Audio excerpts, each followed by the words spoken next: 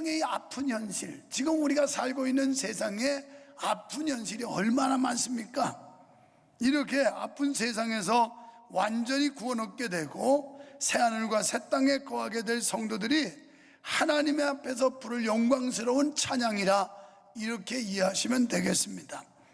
성도 여러분, 이 땅에서 경건하게 살고자 하는 자는 필연적으로 핍박을 받는다고 디모데후서 3장 12절은 말씀을 하고 있습니다. 여러분, 적당히 믿으면 힘들지 않아요. 대충 믿으면 어렵지 않아요. 그럭저럭 믿으면 신앙생활하기 힘들지 않습니다. 그런데 뭔가 하나님의 말씀에 준하고 하나님의 뜻에 합당하게 믿는 자의 도리와 본분을 다하면서 살려고 하면 얼마나 많은 불편과 또한 우리를 대적하는 세력들이 득세를 하는지 모릅니다. 자, 그렇다면 이런 핍박 속에서도 순결한 신앙과 하나님의 간섭을 소망하며 끝까지 참고 인내한 자만이 승리의 찬가를 부를 수 있게 된다는 것입니다. 하늘의 새 예루살렘 성에 들어가 승리의 노래를 부를 사람들은 누굴까요? 본문에는 새 예루살렘 성에 들어가 승리의 노래를 부를 천국 시민의 자격이 많이 언급되고 있는데, 그 중에 먼저 3절에서 보니까 심지가 견고하여 주를 의뢰하는 자라고 말씀했습니다. 여기 심지가 견고한 자란 환난과 핍박 가운데서도 하나님과의 언약에 충실한 자로서 구원의 확신을 가진 자를 말합니다.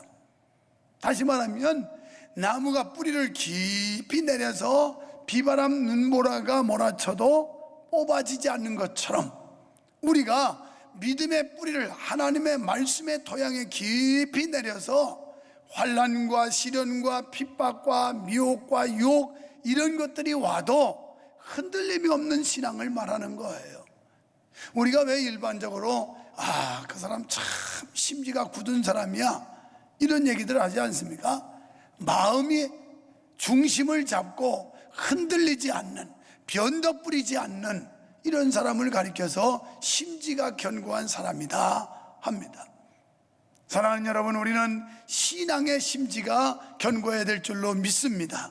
믿음의 뿌리를 깊이 내려서 어떤 환난과 비바람, 눈보라 같은 이런 시련들이 우리를 넘어뜨리려고, 우리를 꺾으려고 도전하지만 껐떡하지 않는 이런 강하고 담대한 믿음의 소유자를 칭하는 것입니다. 여러분, 사탄은 최종 심판이 이를 때까지 이 땅 위에서 공중 권세 잡은 자로 극세를 하고 활동을 합니다. 그래서 에베소 2장 2절에 보면 그때 너희가 그 가운데서 행하여 이 세상의 풍속을 쫓고 공중의 권세 잡은 자를 따랐으니 곧 지금 불순종의 아들들 가운데서 역사하는 영이라. 여러분, 이 마귀의 영은 불순종의 영이에요. 이 사탄이 우리 속에 들어오면요 순종을 못하게 해요. 자꾸 거역하게 하고 부정하게 하고 하나님의 말씀에 불순종하게 만든다는 거예요. 그래서 사탄의 세력은 온갖 핍박과 압제로 성도의 신앙의 심지를 꺾으려고 안간힘을 써요. 우리 믿음의 심지를 무너뜨려 버리려고. 그래서 우리 마음이 요사하게 만들고 마음이 흔들리게 만들고 그래서 갈등하게 만들고 이 믿음에서 떨어지게 만들려고 사단이 계속해서 우리를 공격한다는 겁니다. 13절 말씀대로 주님 외에 다른 주를 섬기게 해요. 여러분, 주님이라고 하는 건 나의 주인이라는 뜻 아니겠어요? 그런데 나의 주인은 한 사람밖에 없는 거예요. 그래서 하나님이 나의 주인인데 주님 외에 다른 주, 또 다른 주인을 섬기게 한다고요. 그 주인이 물질일 수도 있고 명예일 수도 있고 또는 목석으로 깎아 만든 것들일 수도 있습니다. 이렇게 하나님 외에 다른 것들을 자꾸 의지하게 만들고 하나님보다 더 소중하게 여기게 우리로 하여금 유혹한다는 말입니다. 그래서 주님을 향한 믿음의 심지가 약한 사람들은 하나님을 떠나서 그것들을 자기의 주로 섬기고 있습니다. 역사적으로 이와 같은 배교는 어느 시대를 막론하고 항상 있었어요. 여러분, 성경 역사를 보아도, 예수님 제자들 보아도, 또 예수님 당시에 수많은 군중들이 쫓아다녔는데 다 배교자가 되잖아요. 어쩌면 이 코로나 바이러스, 우한 배렴 때문에 배교자들이 많이 나올지도 몰라요.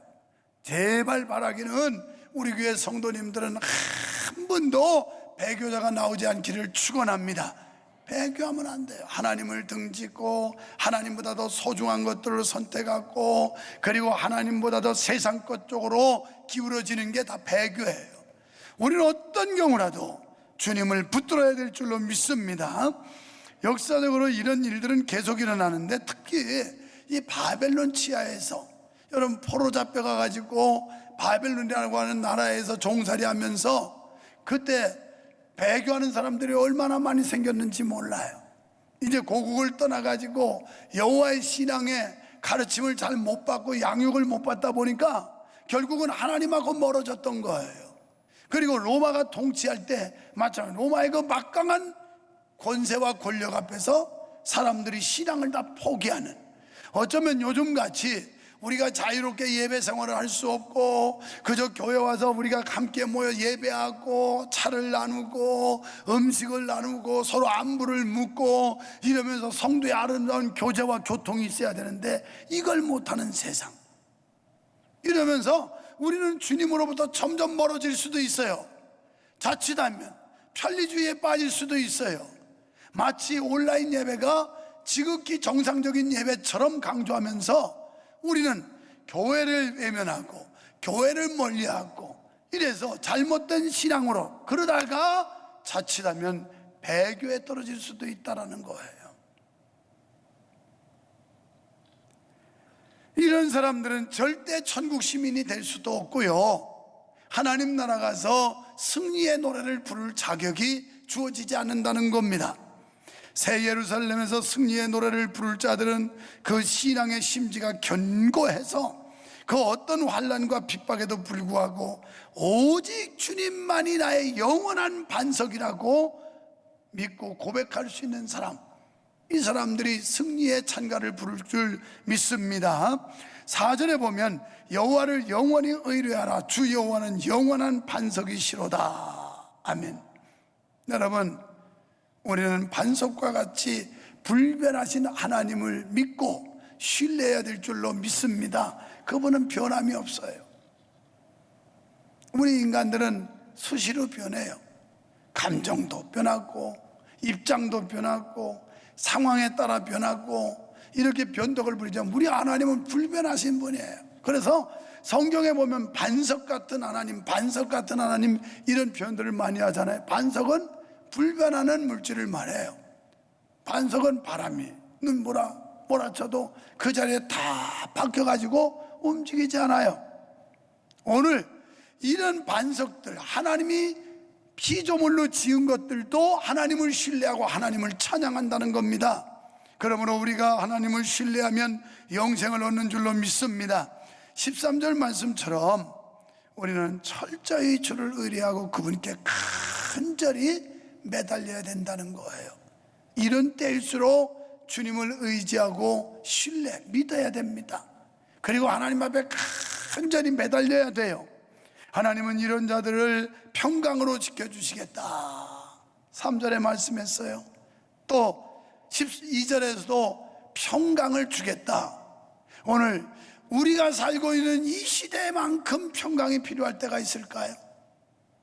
도무지 불안하잖아요. 경제적 불안, 또는 건강에 대한 불안, 사업도 불안, 모두 자녀 앞길도 불안, 온통 불안투성이에요. 불안투성. 이런 데 하나님이 주시는 평강을 얻어야 되는데, 여러분, 우리는 그냥 옛날에 못 먹고 가난해가지고 아침 인사말이 진지잡수였시오, 점심에 만나도 진지잡수였시오, 저녁에도 진지잡수였시오, 하도 굶는 사람이 많아가지고 전부 인사가 하루 3번 진지잡수셨시오, 이거였어요.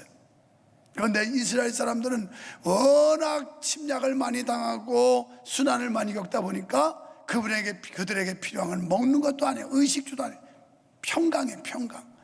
평화. 그래서 그들의 인사말은 샬롬, 샬롬, 샬롬. 아침에도 샬롬, 점심에도 샬롬, 저녁에도 샬롬. 아이고, 아주 좋은 것 같아요. 발음 잘하면 살롬. 죽을 놈이 아니라 살롬이라고 해요. 샬롬, 히브리어로 샬롬이지만 어떻게 보면 우리말로 살롬이 돼야 돼. 살롬, 죽을 놈이 되지 말고 말이에요. 샬롬. 그런데 이 샬롬은 평안이라는 거예요. 예수님께서 부활하신 뒤에 제자들에게 찾아온 첫 번째 말씀이 뭐예요? 너희에게 평강이 있을지어다. 이렇게 불안, 초조, 염려, 번민 속에 살아가는 사랑하는 성도 여러분, 여러분의 심령 속에 평강이 있기를 축원합니다. 여러분의 가정에 평강이 있기를 축원합니다. 여러분의 사업과 직장에 평강이 있기를 축원합니다. 이보다 더 좋은 게 어디 있겠어요? 평화로다. 이 평화는 하늘 위에서 내려오네. 이 세상이 주는 평화는 잠깐이에요. 그때마다 달라요. 그러나 하나님께서 우리에게 주시는 평화는 참된 평화로, 영원한 평안, 주님 나라 가서 천국에 가서 하나님을 찬양하고 영광 돌리고 승전가를 부르는 그 순간까지 우리에게 평안 주시는 예수님의 은혜가 있기를 축원합니다. 예수님은 이 땅에 평안을 주러 오셨다고 그랬어요. 그래서 이 땅에 탄생하셨을 때 누가복음 2장 14절에 보면 지극히 높은 곳에서는 하나님께 영광이요 땅에서는 기뻐하심을 입은 사람들 중에 평화로다. 여러분, 요한복음 14장 1절에서 보면 하나님께서 뭐라고 그러냐면 너희는 마음에 근심하지 말아라. 하나님을 믿으니 또 나를 믿으라 그랬어요. 우리가 사는데 근심덩어리잖아요. 근심투성이잖아요. 우리가 염려할 수밖에 없고 번민할 수밖에 없고 근심 걱정거리가 얼마나 많은지 몰라요. 그런데 어떻게 근심하지 않을 수가 있겠어요? 그 뒤에 비결을 말씀하죠. 너희는 마음에 근심하지 말라. 하나님을 믿으니 또 나를 믿으라. 우리가 하나님을 믿으면 평화가 있고 예수 그리스도 안에서 참된 평화가 있고 기쁨이 있는 줄로 믿습니다. 여러분, 하나님은 모든 문제의 해결자이시라는 사실을 믿으시기 바랍니다. 그렇다면 수다를 떨거나 당황하거나 근심하지 말아야 돼요. 하나님이 모든 문제 해결자라고 믿어진다면 자꾸 입방정 떨고 수다 떨면 안 돼요. 그리고 너무 당황하거나 근심하면 안 됩니다. 그분 앞에 너희 모든 염려를 주께 맡겨버려라. 오늘 여러분 근심 걱정 덩어리, 염려 번민 덩어리 주님 앞에 맡기고 돌아가시기를 축원합니다. 두 번째는 밤에 간절한 마음으로 주를 찾고 사모하는 자들이 승리의 노래를 부르게 된다는 거예요. 새 예루살렘, 그러니까 천국에서 노래를 부를 자들은 땅 위에서도 주님을 사모하고 간절히 찾는 자들입니다. 9절 말씀에 보면 그들은 특히 밤에 찾았다고 그랬어요.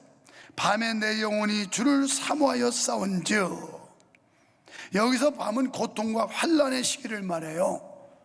개인적으로 이 밤은 뭘까요? 질병, 경제적 어려움, 또는 어떤 심리적 갈등, 감정의 기복 등등 이 수많은 개인적으로 밤중이 있을 거예요. 낙심, 절망, 또 시련과 고통 속에서 좌절하고 시리에 빠진 거, 이게 다 밤이에요. 이 밤중에 이렇게 앞이 캄캄하고 어떻게 될지 답답한 이런 상황에서 주님을 사모하고 찾으라는 거예요. 사모는 뭐 보고 싶어 하는 거죠. 보고 싶어 하는. 나 이러다가 우리 교회 성도들도 그저 오래되지 않은 사람들은 얼굴 잊어버리겠어요? 만나면 꼭 새 가족이 왔나 반가워서 보면 옛날 구가족일 수도 있고 막 이럴지도 몰라. 하도 지금 뭐 금년 들어가지고 지금 벌써 9개월째 아예 교회를 못 온 사람들도 많으니까 이런 분들 보면 낯설지 않겠어요? 여러분끼리도 아마 낯설을 거예요. 그런 사람들 보면 저 사람이 우리 교회 성도인가 아닌가. 근데 사모하는 것은 사랑하는 사람, 좋아하는 사람, 그리워하는 걸 말하는 거예요. 우리가 주님을 주님을 그리워하고 하나님을 사모하고 하나님의 은혜를 그리워하고, 이게 바로 은혜인 줄로 믿습니다. 그래서 삶의 고통 가운데서도 하나님의 언약을 굳게 믿고 주님께 간절히 매달린 자들인데, 9절 말씀에 역시 보면 내 중심이 주를 간절히 구하오니 그랬어요. 그러니까 대충 찾다가 포기한 자들이 아니에요. 모든 힘을 쏟아 일찍부터 부지런히 주를 찾았으며 세상의 그 무엇보다도 주만 더욱 찾은 자들입니다. 그리고 그들은 주를 사모하되 중심으로 사모한 자들이라는 거예요. 여기서 중심은 히브리어로 르하우라고 하는 말인데, 이 본래 이 뜻은 뭐냐면 숨이라는 거예요. 숨, 호흡이에요. 호흡. 그러니까 우리가 호흡을 하면 살아있다고 그러잖아요, 의식이 없어도. 그런데 숨이 멎으면 죽었다고 그러지 않습니까? 생명이에요. 우리가 하나님을 찾되 생명을 다하여 호흡을 다하여, 다시 말하면 마음속 깊은 데서 우러나는 마음, 이 중심으로 여호와를 사모하고 찾아야 된다는 겁니다. 우리가 예배를 드려도 마찬가지예요. 마음속 깊은 곳에서 울려나오는 그 아주 간절함과 감격스러움과 하나님께 감사하는 마음, 이런 것들이 우리 속에서 이게 솟구쳐나야 된다는 거예요. 그냥 건성으로 하는 예배가 아니라 내 마음 중심으로 드려지는 이런 예배가, 하나님이 요한복음 4장 24절에 말씀한 대로 하나님은 영이시니 예배하는 자가 신령과 진정으로 예배할지니라 하는 말씀이에요. 영으로, 중심으로, 내 속심령을 말하는 겁니다. 중심은 마음과 뜻을 말하는데, 이 인격의 전인격, 그러니까 지정의, 머리로 깨닫고 가슴으로 느끼고 그리고 발로 행동하는, 순종하는 믿음, 이것으로 하나님을 찾아야 된다는 거예요. 이런 사람들이 새 예루살렘 천국 백성이 되어 승리의 찬가를 부르게 될 줄 믿습니다. 아모스 5장 6절 이하에 보면 너희는 여호와를 찾으라, 그리하면 살리라. 오늘 여호와를 찾는 성도 여러분, 사는 역사가 있기를 축원합니다. 육체의 질병이 떠나가서 건강을 되찾으시기를 축원합니다. 가정에 여러분 환난과 권고가 있던 거, 이런 것들이 싹 떠나가 버리고 살아나는 역사가 있기를 축원합니다. 사업이, 가게가 위태위태하고 엎치락뒤치락하고 이러던 중에 여호와를 찾으면 하나님께서 산다고 그랬으니 이 생명의 역사가 일어나기를 축원합니다. 예레미야 29장 13절에 보니까 너희가 전심으로 나를 찾으면 나를 만나리라. 우리가 하나님의 교회에 와서 예배할 때 전심으로 하나님을 찾아야 만난다는 거예요. 결론적으로 하나님께 피하는 자만이 구원받게 되고 승리의 노래를 부르게 됩니다. 역사의 주인이신 하나님은 불의하고 타락한 이 세상을 마냥 내버려 두시지 않습니다. 종국에는 하나님이 심판하실 것입니다. 이것이 우주적 종말이에요. 그런데 우주적 종말은 언제 올지 모르지만 개인적 종말은 언제라도 각각 다르게 올 수 있어요. 그러면 하나님 앞에 가서 심판대 앞에 설 날이 온다는 겁니다. 그때 칭찬받고 상 받는 사람, 이 사람들은 와 이러지 않겠어요? 그런데 하나님께 책망받고 하나님의 심판받는 사람은 풀이 죽어가지고 고개가 꺾여가지고 죽을 상을 하고 이러자, 그날이 분명히 온다는 거예요. 결산의 때, 심판의 때가 온다는 겁니다. 이 최후의 심판날은 아무도 감당할 수 없는 대환란이 불어닥칠 것입니다. 정녕 그 누구도 이 환란을 피할 수가 없고 하나님의 공의로운 심판에 대항할 수 없을 것입니다. 우리는 스스로가 구원에 이를 수 없음을 깨닫고 철저히 죄를 깨닫고 회개하고 전능하신 하나님의 그늘 아래 피해야 될 줄로 믿습니다. 이 그늘이라는 단어가 성경에 참 많이 나와요. 그러면 그늘이 왜 많이 나오느냐? 우리나라는 뭐 한여름 아니면 그늘을 별로 그렇게 뭐 이게 필요하게 여기지 않지 않습니까? 그러나 그 시나이 반도가 있는 중동 지역에 이스라엘이라고 하는 나라를 배경으로 해서 기록된 이 성경인데 그 지역에는 얼마나 강렬한 태양이 내리쬐이는지, 그러나 습도가 높지 않기 때문에 그냥 이렇게 그늘에만 가면 시원함을 느낄 수 있는 기후가 바로 이 중동의 열대 지방이에요. 그래서 그늘이다.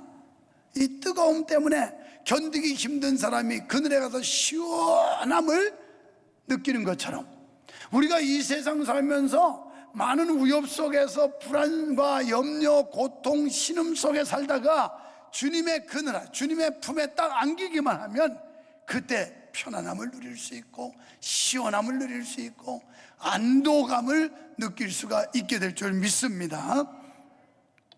여러분, 창세기 6장에서 8장에 보면 노아 홍수 사건이 나오죠.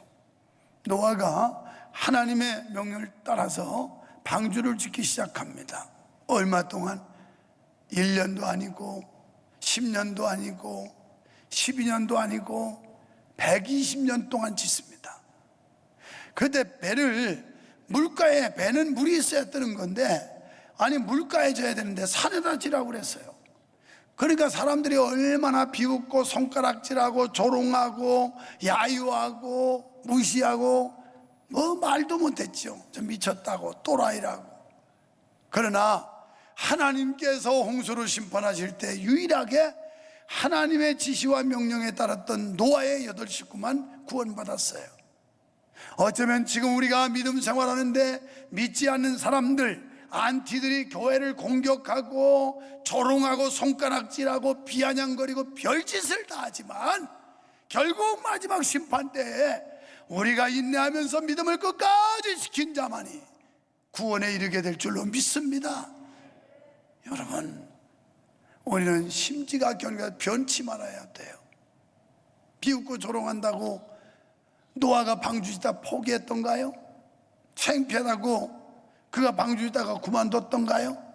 사람들이 조롱하고 손가락질한다고 그가 방주짓는 일을 멈췄던가요?